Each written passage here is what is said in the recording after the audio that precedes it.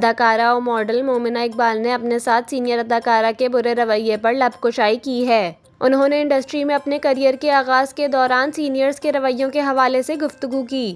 اداکارہ نے نام لیے بغیر بتایا کہ میں میک اپ روم میں تھی۔ ایک سینئر اداکارہ روم میں آئیں تو میں ان کے احترام میں کھڑی ہو گئی اور سلام کیا، لیکن انہوں نے کوئی جواب نہیں دیا۔ ان کا رویہ ایسا تھا جیسے یہ کون ہے اور مجھے نظر انداز کیا۔